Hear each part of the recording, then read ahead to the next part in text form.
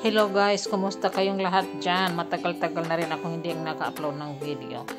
Nandito kami naghapunan sa sister-in-law ko. Yan ang ginain namin, tortillas. Tatlong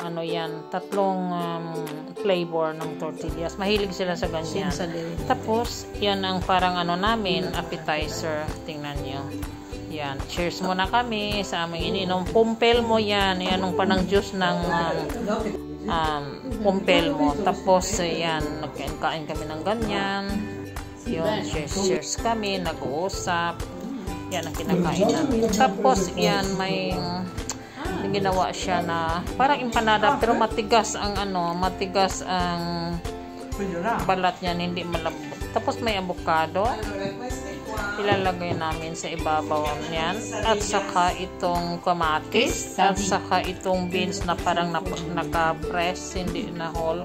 Tapos may cheese. Ilalagay daw namin yan sa ibabaw.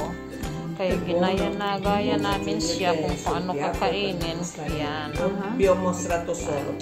Ano daw namin, ganon.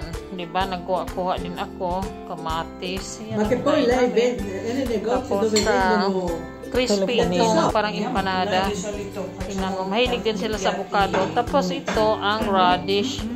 Tapos ito yung cabbage, yung lettuce, sibuyas, tapos lime.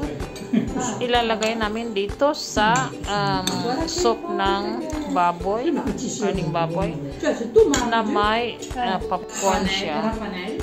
Mahilig din sila ganun. Ilagyan nila ng popcorn. Binuboil lang yung baboy tapos ilalagay kasama ang pagboil ng popcorn.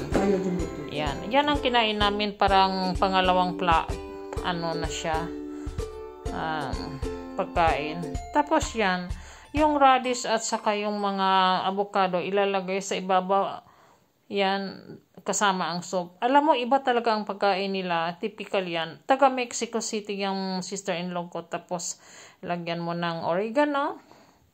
Kung gusto mo pa ng another avocado, sibuyas, ganyan ilagay mo. Yun lang ang kinakain namin. Yun ang typical daw pagkain sa kanila. Yan.